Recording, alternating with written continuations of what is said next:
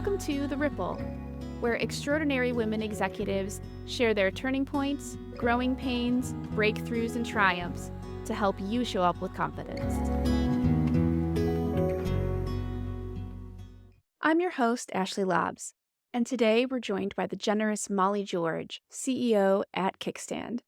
She joins us to talk about what it looks like to build a people-centered culture from the ground up. Well, Molly, thank you so much for joining us. We're really pleased to have you and learn all about the work that you're doing. Thank you for having me. I would love to hear about your work at Kickstand and what it is that excites you. Absolutely. So, Kickstand is a public relations firm that specializes in supporting high growth technology companies and really helping them scale and successfully exit. Our vision is kind of, a bit above and beyond the tactical what we do as a company. Our vision as an agency is really to work with the brands that are changing the way that we all personally live, work, and play. And so I think that is kind of the thing that keeps the team excited and energized about the work that we're doing. And that could be supporting brands that are, building the technology that's going to power the self-driving cars that will eventually be, all around us to, the companies that are building B2B SaaS tools that are helping people do their jobs better, helping people increase their incomes, helping people reduce their stress levels at work. Why is it so important to you to work with brands that are changing the way we live? I think what we do is to some extent a commodity. Public relations is there's, I think, 40,000 agencies in the US. So then when you kind of ask yourselves, especially from a talent recruitment perspective, what is it that keeps people coming to work at Kickstand? What gets people excited about the work that they're doing at Kickstand? I think anytime that you could draw kind of a personal connection between the work that you're doing and the ultimate impact that it's going to have in a much bigger way, that is what really energizes the team. That's what energizes me. It's what gets me up and going every day. I think that's wonderful because we're all operating in this capitalist system, right? And I think PR and marketing are like you participate in it in a very special way because you keep pushing it forward. Absolutely. And so it is really meaningful to work with companies that are making our lives better. And what I'm curious about is how that's a reflection of what goes on inside the company. Do you feel like your company is one that is making life better for people? I think in addition to being really intentional about the work that we are functionally doing with our clients every day, my business partner, Christine, and I have been really intentional about the culture that we've created for the team and the benefits that we have built out for our team. We really believe that, Kickstand is a place that we want everybody to come and do the best work of their lives. We believe that you don't have to sacrifice your personal life outside of work in order to have a really successful and impactful career. So we take a lot of pride in being kind of at the forefront of a lot of workplace innovations, really thinking beyond your traditional 9 to 5, really thinking beyond what your kind of standard benefits look like, and take a lot of pride in kind of being some of those early leaders in testing new things and in building packages that really put, the mental, physical, and financial well-being of our team members at the center. I feel like that kind of mission doesn't come out of nowhere. So I'm curious if there were experiences in your career or your leadership team's careers, stories where those things weren't in balance, they weren't considered, that made it your mission to change that. Yeah, absolutely. I think definitely some even more than others. One of our unique benefits that we offer is a monthly working parent stipend. So for anybody on the team that has a child living or a dependent living at home that's, at the ages of 18 or under, they get a $500 monthly stipend. And that is really intended for them to be able to use in whatever way is most helpful for them at whatever stage of the parenting journey they are at. Certainly, I think that has been influenced by experience at prior companies and seeing, the added pressure of trying to balance jobs as working parents ourselves. My business partner and I both are moms. We understand the added workload that comes. It's almost like having two jobs to be a parent and to be working full time. And we also have a family planning grant. It's very similar kind of in influence. Both of my kids are the product of fertility services. I was very fortunate to be able to access and fortunate to be able to pay for. But we also know that financial barriers can be one of the biggest reasons that people are not able to start the families that they want to start. So we also offer family planning grants at Kickstand that help us make sure that that's not the thing that keeps you from starting a family. And also to kind of show our team that beyond supporting them once they have a family, we really want to show them that we support them in their pursuing a family, right? If this is something that's important to you, we don't want to just support you after you've had that baby. We want to make that possible for you in any way that we can. So that can be used for fertility services, but it can also be used for adoption, surrogacy, egg freezing, so that you have the options available to you now or in the future. Well, you said that you and your business partner are both mothers. Hmm. And I'm curious about your personal experience before Kickstand with being mothers and with being women in the workplace. What was it about your personal experience that kind of drove you in this direction? I became a mom for the first time during my tenure with Kickstand. And fun side story, my business partner and I navigated, between the two of us, we navigated 4 maternity leaves over the course of about 2 years. We went real deep, and I think we're very glad to be on the other side of that. It taught us a lot. And that also really, I think, influenced the way that we think about our parental leave at Kickstand. I know Christina had her first when she was working for a company prior to joining Kickstand. And I think certainly, experienced a level of support that really wasn't where she personally needed it to be in order to feel well supported as a parent. I think whether it's kind of in support of working parents or any other aspect, certainly everywhere you work, you take from the good, you take from the bad, and you kind of set out to try to build something that is better than what you experienced yourself. Yeah. I want to bring this back to something that I read on your featured post for Wednesday Women, which is where I originally learned about you. And something you said in that post was that you should always seek advice and then ignore at least 75% of it. And I have to imagine when you're becoming a mother, I have to imagine you're receiving lots of Oh my advice, God. but also as a business owner who's trying to create a culture that's accommodating to parents, not just Mhm. mothers. But when you're making these shifts in your business and in your life, I'm sure you receive lots of advice. What was the advice that you didn't take about this? I think the catalyst for that kind of takeaway was very kind of business oriented. When I was starting the agency, I had somebody who I considered, a mentor of mine at the time tell me that I didn't need to worry about my team knowing everything about our client's business. That it wasn't our jobs to understand our client's business strategy at that deep level. It was our job to connect our clients with, the media, and they can tell the story that they know that well. And I think it was really well intentioned, but I actually kind of took that and said, like, I fundamentally disagree with that. I think as your agency partner, our job is to know your business just as well, if not better than you do, and to be able to tell your story just as well, if not better than you do. So that was a specific piece of advice that I kind of intentionally said, I hear what you're saying, but it actually strongly influenced my decision in how we think about building programs for our clients. Definitely a lot of advice from a parenting perspective. Definitely a lot of advice in other areas of kind of business growth early on. Some of the advice I received was that I was, crazy to think about bringing a partner on. Why would I want to give up equity in my business? Bringing my partner, Christina, on was, I think, the best decision that I've ever made. I ran it for about a year solo, and it wasn't for me. Solo entrepreneurship was just it didn't fulfill me. And so bringing Christina on and really building this together has been the best decision ever. I mean, we share in successes. We also get to share the burden when things are bad. When things are bad as an entrepreneur, you feel it deeper than you ever have before.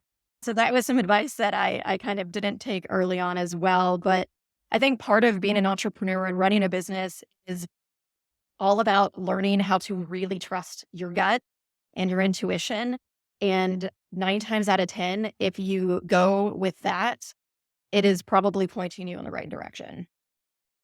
What was the advice that you got when it was time to think about incorporating parenting benefits into your company culture? And, you talk about mental health. And these are directions that a lot of companies don't go. Mhm. And I think that a lot of companies are afraid to move in this direction. They're afraid of investing in their culture this way. So, what was the advice that you got about making those changes? I think a lot of people said because we really rolled these changes out. We're a team of about 30 today, and we really rolled these changes out several years ago at this point when our team was much smaller.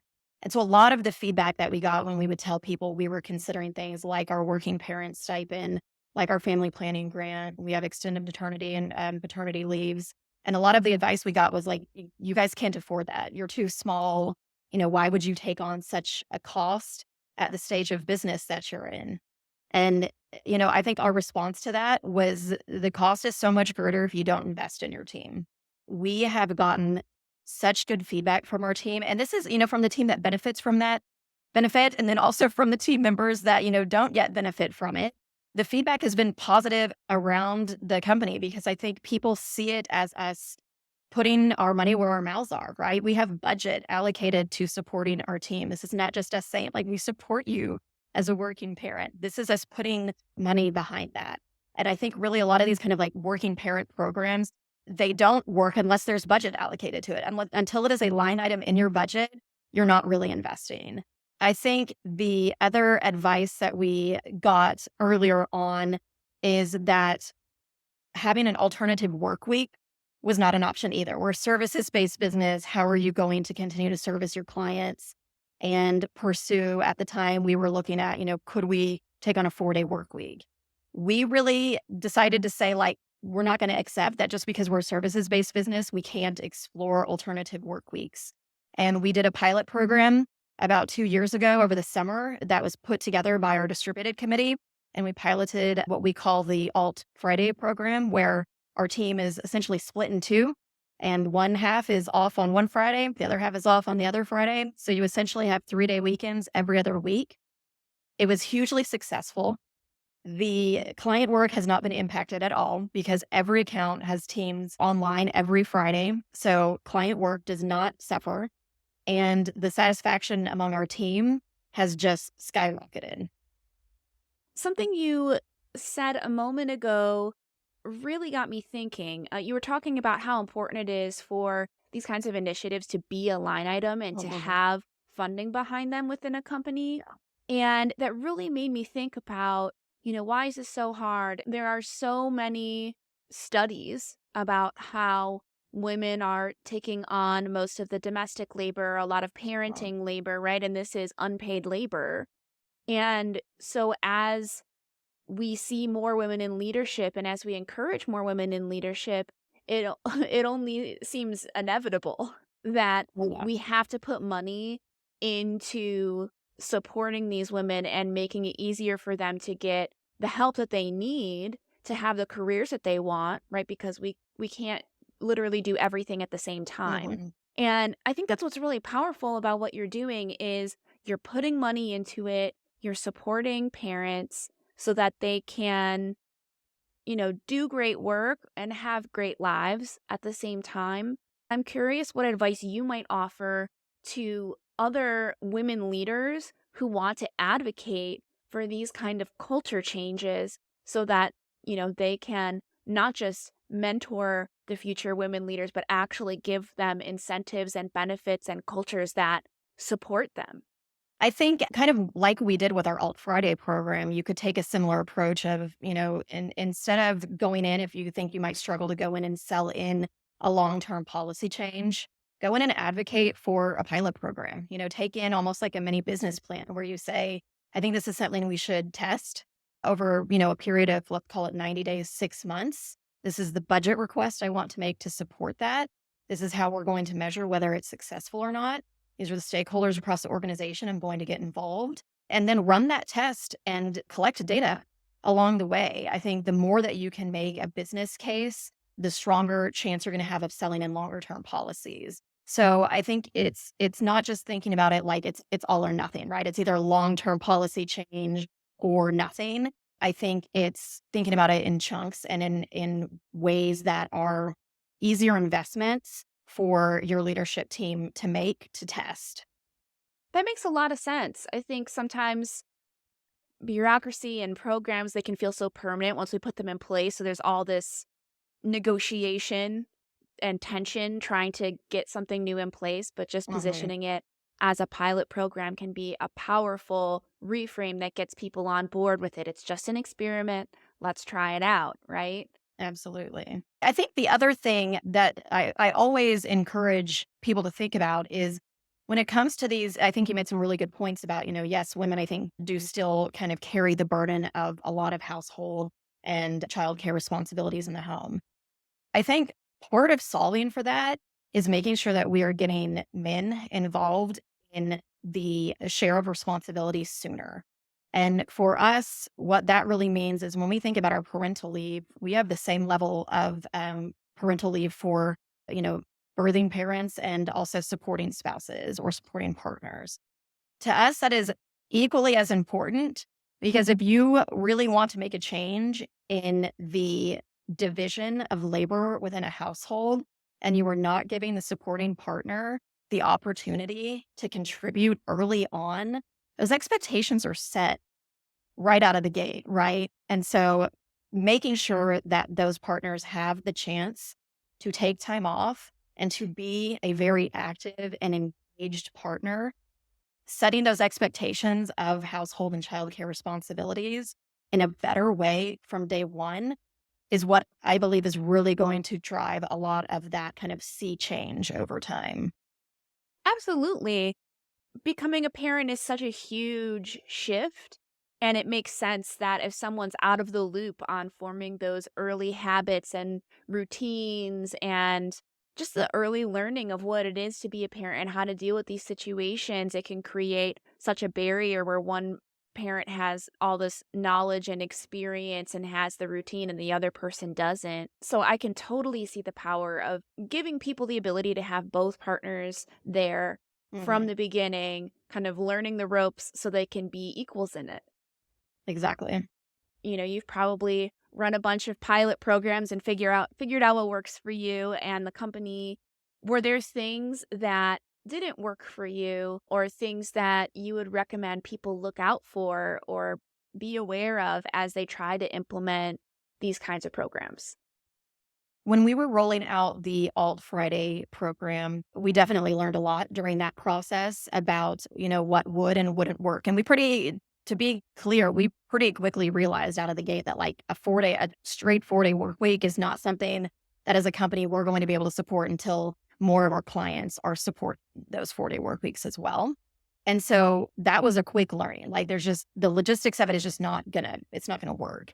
We also learned about how important things like communication of handoff items was going to be. So some of it is like smaller learnings that you just don't think about when you're so focused on kind of like the bigger picture, the bigger goal that you're trying to achieve. I think sometimes you actually get caught up more in these like little logistical details that you don't know what you don't know, right? You just don't know until you get in there and just keep a close eye on it. So there hasn't been anything that's like I would say kind of failed at like a really big level, but certainly with a lot of our programs, we have learned little things along the way that's helped us to kind of iterate on that, improve on it. I think one of the biggest things is just encouraging people to take advantage of the great benefits, right? And so part of it is consistent advocacy in the organization and reminders of the things that we offer that everybody should be, taking advantage of. Should really be utilizing. So often it's like less like something failed and more like you just really want to make sure that you're driving adoption of the things that you're investing in. Absolutely. It's so common for people to have benefits that they don't actually feel comfortable using Mhm. because the culture is to know that they're there, but to really not let Yeah. people use them, strangely. Yeah. So I can see why, as a leader, it's so important for you to be socializing the idea that these benefits are there to be used. They were designed with you in mind, right? Like to actually encourage Absolutely. people to participate in the culture that you're trying to create because it doesn't exist if people don't participate in it. Oh yeah, and it's so much of it is like the expectation of the behavior is also set from top down, right? And so it's like you have to also as a leader model the behavior that you're wanting to encourage among your team. So things like alt Fridays, I try my best to take my alt Fridays just like I encourage my team to take theirs. So I think part of it is also just modeling the behavior that you are encouraging among your team as well. It's one thing to tell them these things exist. Look at me, I'm your boss, and I'm telling you you have access to these things, right? It's another thing to actually like walk the walk and show them that like you mean that, right? It's more than lip service.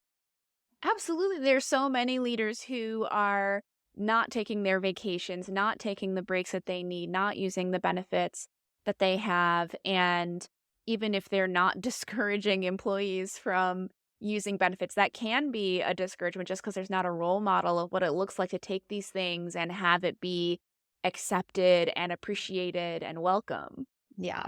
And it's also encouraging, there's little things that get the team excited and I think encourage active participation too. We have, for example, we have an Alt Friday channel in Slack, and people will share pictures of what they're doing on their Fridays off. And the team loves seeing that, right? We have annual pet care stipend that we offer our team, and that was really influenced by the fact that we have major animal lovers on our team. We have a pets channel on Slack where people are constantly sharing pictures of their pets. I think in one year, our team adopted like 8 dogs from a local shelter here in 8 Boston. out of So 30. That's pretty impressive. yeah, Yeah. exactly. I was like, I think maybe we know what like our big cause is going to be in the future in Austin is clearly supporting shelters. We did like our own Clear the Kennels initiative apparently, but I think it's also, our benefits have been directly influenced by what our team has shown us that they care about, which also helps with driving excitement about it, driving adoption of it. Absolutely. You've been cultivating this culture for years. How does it feel now that you have it and you see employees using it for their pets, for their children, for their lives, for their mental health? What does this feel like to you to have created a workplace like this? It is an extremely proud feeling, and I think Christina would agree. We've achieved a lot as a business. We've scaled our business, we've scaled our team, we've had a lot of great success as a business. I think being able to like wholeheartedly say that we built a culture of an organization that like I would want to go work for, that is what I think we really set out to do. And that's still kind of like the barometer, right, that we use when we're making sure that things are still going well. We consistently get feedback from the team to make sure it's still working, right? And sometimes you get tough feedback and you have to hear it and accept it and be willing to take action on it. But, I tell people all the time, I think we have the hardest working team in the industry. And I think that is because when you have great benefits, you can recruit great people. And when you have great people, you can offer them a lot of great benefits. Yeah, they go together. They do. They do. Absolutely. Well, I want to thank you so much for taking some time out to share your story with us. It's such a great example for companies of all sizes, and I think especially small businesses. There are so many. And to see an example where you can create great culture and offer great benefits and that be rewarding not only for your people, but for your business is a very powerful example to have. So I'm Yeah. really glad we got to hear from you today. Thank you so much for having me on. I always enjoy hearing about the, success stories and learnings from others. So I'm happy to be able to, share some of my own. Thanks again for joining us. Thank you, Ashley.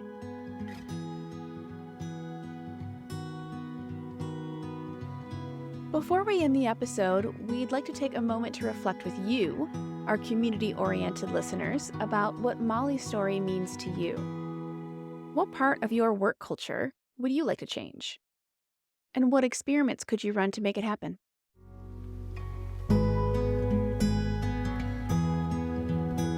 If today's show inspired you, tell us. Send an email or voice memo to hello@wednesdaywomen.org. Or keep the ripple going by giving us a review on Apple, Spotify, or wherever you listen. Your ratings help us grow and inspire even more people. This podcast is brought to you by Wednesday Women, an organization dedicated to increasing the visibility of women executive leaders. Learn more at wednesdaywomen.org. Thank you to our executive producers, Melissa Moody and Leslie Greenwood. Again, I'm your host, Ashley Lobbs, hoping you'll keep the ripple going. Until next time.